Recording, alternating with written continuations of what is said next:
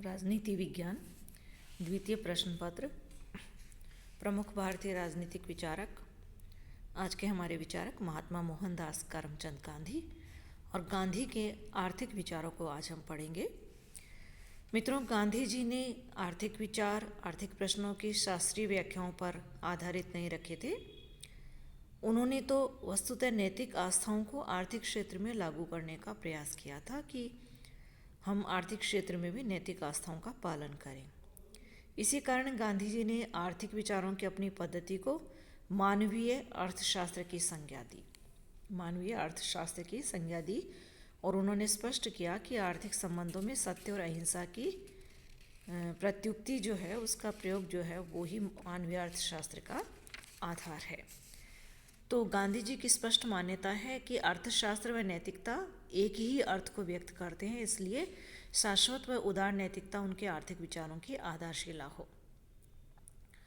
गांधी जी ने नैतिकता विहीन आर्थिक सिद्धांतों को प्राण विहीन अर्थशास्त्र की संज्ञा दी। उनके शब्दों में, वह अर्थशास्त्र जो नैतिक और भावनात्मक पक्षों की उपेक्षा करता है भोग की मूर्ति की तरह है, जो लगती चाहे सजीव हो किंतु होती प्राण विहीन है। मोम की मूर्ति की तरह है जो लगती चाहे सजीव हो किंतु होती प्राण विहीन है। जिस तरह से मोम की कोई मूर्ति हो, देखने में बहुत सुंदर लग रही है, सजीव लग रही है, लेकिन वो प्राण विहीन होती है, वैसे ही अर्थशास्त्र में यदि नैतिकता और भावनात्मक पक्ष नहीं है तो फिर वो अर्थशास्त्र जीवित नहीं है। गांधी जी के आर्थिक विचारों की रूपरेखा हम निम्नलिखित रूपों में उसका अध्ययन कर सकते हैं। पहला है समानता। गांधी जी की दृढ़ मान्यता थी कि समानता को सुनिश्चित किए बिना कोई आर्थिक प्रणाली आदर्श नहीं मानी जा सकती। उनके मानवीय अर्थशास्त्र में गरीब और अमीर के बीच की खाई को पाटना सर्वाधिक महत्वपूर्ण है।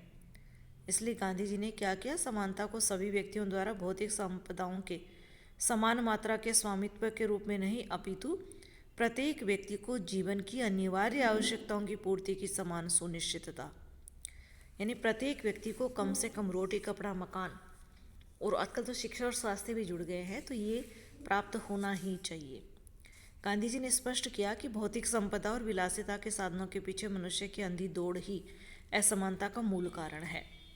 इसलिए उन्होंने समानता की स्थापना के लिए गांधीवादी दृष्टिकोण के परित्याग को आवश्यक माना। उन्होंने कहा, भौतिकवादी दृष्टिकोण के परित्याग को आवश्यक माना। उन्होंने कहा कि अन्य लोगों की तुलना में अपने भौतिक कल्याण को महत्व देने की प्रवृत्ति लोगों में जो है अनावश्यक प्रतियोगिता की भावना को जन्म देती है। इनका मत था कि जीवन के प्रति दृष्टिकोण में जब स्वार्थ अपना हित केंद्रीय तत्व बन जाता है तब असमानता सहज रूप में आ जाती है और शोषण और दमन जो है असमानता के साथ जुड़ जाते हैं। इसलिए क्या है, समाज में असमानता, शोषण और दमन का मूल कारण स्वार्थ है। व्यक्ति की स्वार्थ की भावना है, इस कारण है असमानता है, शोषण है और दमन है। वे आर्थिक संबंधों में स्वार्थ वृत्ति का निराकरण करके एक समतामय समाज की स्थापना करना चाहते थे। दूसरा उनका बिंदु आता है आर्थिक न्याय। गांधी जी के अनुसार आर्थिक न्याय का अर्थ है व्यक्ति द्वारा कर्तव्यों के निर्वाह और प्रतिफल के मध्य विवेक सम्मत संतुलन। गांधी जी के अनुसार आर्थिक न्याय का अर्थ है व्यक्ति द्वारा कर्तव्यों के निर्वाह और प्रतिफल के मध्य विवेक सम्मत संतुलन। गांधी जी के अनुसार एक न्यायनिष्ठ आर्थिक व्यवस्था में प्रत्येक व्यक्ति को अपनी आवश्यकताओं की पूर्ति का अधिकार होना चाहिए, किंतु ये भी सुनिश्चित किया जाना चाहिए कि यह अधिकार जो है व्यक्ति को तभी प्राप्त हो जब वह अपनी क्षमता के अनुपात में अपने कर्तव्यों का पालन करे। यानी व्यक्ति को कर्तव्य पालन करना होगा और कर्तव्य पालन के अनुपात में ही उसे जो कुछ प्रतिफल मिलेगा वो प्राप्त होगा।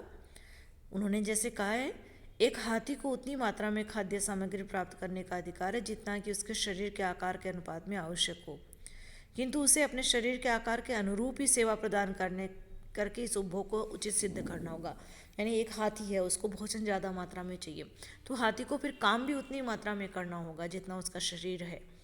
यानी वो किसी अन्य जानवर की अपेक्षा ज़्यादा काम करेगा क्योंकि वो ज़्यादा खा रहा है, उसका शरीर ज़्यादा काम भी कर सकता है। यदि ऐसा करता है हाथी, यदि ऐसा करता है तो उसे उचित माना जाएगा कि उसने एक चींटी के बराबर ही भोजन किया। यानी एक चींटी है, कम भोजन करती है तो कम काम करेगी।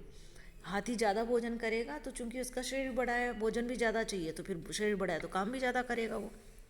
ये आर्थिक न्याय है।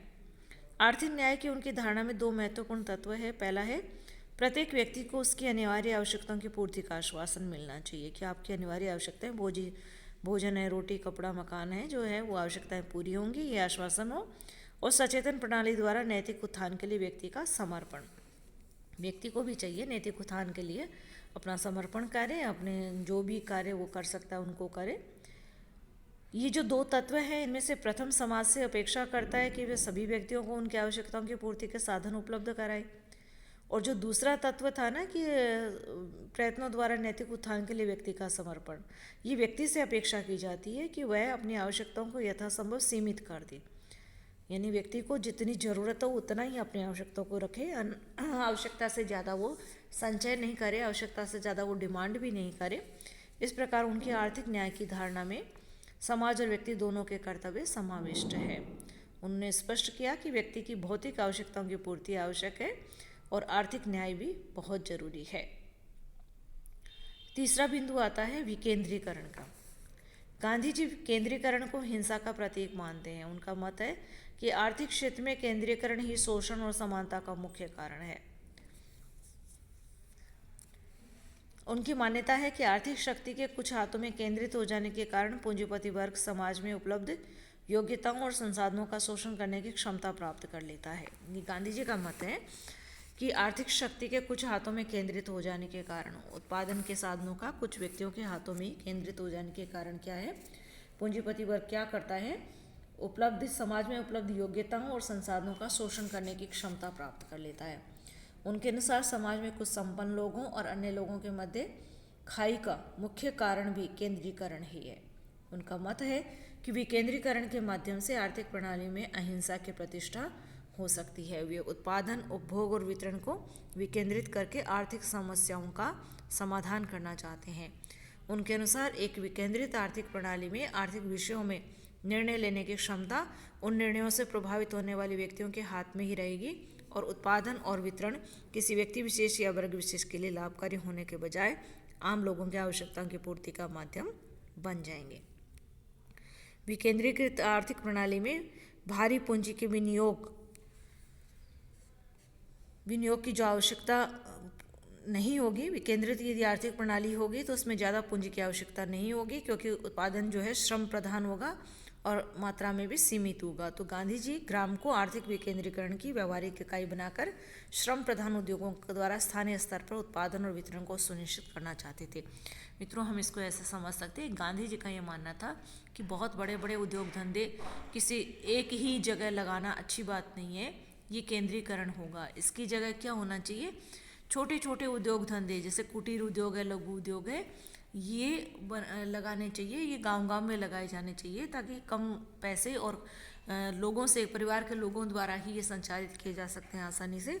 तो ग्राम में लघु एवं कुटीर उद्योगों की स्थापना की जानी चाहिए, विकेंद्रीकरण किया जाना चाहिए, ये है विकेंद्रीकरण। तो इस तरह से गांधी जी विकेंद्रीकरण पर जोर देते थे। इसके स्थान पर केंद्रीकरण को वो हिंसा का प्रतीक मानते थे। फिर आता स्वदेशी। स्वदेशी की भावना विकेंद्रीकरण की अनिवार्य शर्त है। स्थानीय उत्पादन और स्थानीय उपभोग पर आधारित विकेंद्रीकृत ढांचा स्वदेशी के प्रति प्रेम की नैतिक आधारशिला पर ही खड़ा हो सकता है। गांधी जी का ये मानना था कि हमें स्वदेशी का प्रयोग करना चाहिए। स्वदेशी का अर्थ है अपने ही देश में बनी हुई वस्तुएं, अपने ही गांव शहर में बनी हुई वस्तुओं का यदि हम प्रयोग करेंगे तो उससे हमारे ही लोगों को रोजगार मिलेगा और इस तरह से बेरोजगारी की समस्या भी खत्म हो जाएगी और हमारे लोगों के जो हुनर है, जो स्किल है, उनका जो कौशल है, हस्तकौशल है, उससे हमें लाभ प्राप्त होगा। वो बेरोजगार भी नहीं रहेंगे, उनको आजीविका का साधन भी मिल जाएगा। इसीलिए गांधी जी ने क्या किया था, स्वदेशी के विचार के नैतिक पक्ष को स्पष्ट करते हुए गांधी जी ने कहा था, स्वदेशी अर्थ के विषय में धर्म को सुनिश्चित करती है। तो गांधी जी ने चरखा और खादी को स्वदेशी पर आधारित अर्थशास्त्र के दो प्रभावशाली प्रतीक बताया था। चरखा यानी उससे कपास से धागा बनाने के लिए चरखा, और फिर खादी के वस्त्र, ये दोनों भारत के हजारों गांवों में फैली हुई गरीबी और बेरोजगारी की समस्या का समाधान कर सकते हैं। लोगों को चरखा चलाना चाहिए और खादी, उससे बने हुए खादी के वस्त्रों का प्रयोग करना चाहिए। गांधी जी के अनुसार स्वदेशी एक सार्वभौम धर्म है, जिसका अर्थ है निकटतम उपलब्ध संदर्भों के प्रति कर्तव्यों का पालन प्रारंभ करके धीरे धीरे कर्तव्यों की परिधि को व्यापक बनाते जाने की भावना। यानी गांधी जी चाहते थे कि सभी लोग स्वदेशी का प्रयोग करें। उससे क्या होगा, हमारे ही देश के कुटीर और लघु उद्योग जो है उनके द्वारा बनाए हुए प्रोडक्ट जो है वो बिकेंगे, हम उनको खरीदेंगे तो उनका प्रॉफिट उन्हीं हमारे भारतीयों को ही मिलेगा, हमारे लोगों को मिलेगा, उनकी बेरोजगारी दूर होगी, इस तरह से आजीविका वो कमा सकेंगे। गांधी जी के अनुसार स्वदेशी में दूसरों के प्रति द्वेष का भाव नहीं है, ये तो केवल इस बात की विनम्र स्वीकृति है कि व्यक्ति की कर्तव्य पालन की क्षमताएं सीमित है। स्वदेशी के माध्यम से व्यक्ति अपने समर्पण को अपनी सामर्थ्य के अनुसार सीमित करके आस पड़ोस और गांव की सेवा को अपना व्रत बना लेता है। इस प्रकार स्वदेशी की भावना अंततः सारे संसार के हित को सुनिश्चित कर सकती है। गांधी जी ने कहा था, शुद्ध स्वदेशी धर्म विदेशी के विरुद्ध नहीं है, फिर भी स्वदेशी सर्वदेशी नहीं है, क्योंकि ऐसा होना असंभव है। सबका हित करने की सामर्थ्य व्यक्ति में होती नहीं है, इसलिए सबका हित साधने की प्रक्रिया में सामर्थ्य का भी सही उपयोग नहीं हो पाता। सबका हित साधने का उपाय यह है कि अपने पड़ोस से सेवा का कार्य प्रारंभ किया जाए। अपने पड़ोस से सेवा का कार्य प्रारंभ किया जाए। मेरे लिए सब बराबर है, ये कहने का अधिकार उसी को है जिसने पड़ोसी के प्रति अपना धर्म पालन किया हो। मेरे लिए सब बराबर है, यह कहकर जो पड़ोसी का तिरस्कार करता है और केवल अपने हितों की पूर्ति करता है वह स्वेच्छाचारी है, स्वच्छंद है, वह अपने लिए ही जीता है। इस प्रकार से गांधी जी ने स्वदेशी पर बल दिया। 5वां बिंदु आता है शारीरिक मेहनत और सभी व्यवसायों की समानता। गांधी जी ने सभी व्यवसायों की अनिवार्य समानता पर बल दिया। उनका मत था कि शारीरिक श्रम की अनिवार्यता को स्वीकार कर लेने से विभिन्न व्यवसायों के मध्य जो भेदभाव है उनका आधार ही समाप्त हो जाएगा। उन्होंने शारीरिक श्रम के विचार को दिव्य माना, चमत्कारी माना और कहा, ईश्वर ने मनुष्य का निर्माण शारीरिक श्रम द्वारा अपना भोजन प्राप्त करने के लिए किया है और कहा है कि जो भी मेहनत किए बिना खाते हैं वे चोर हैं।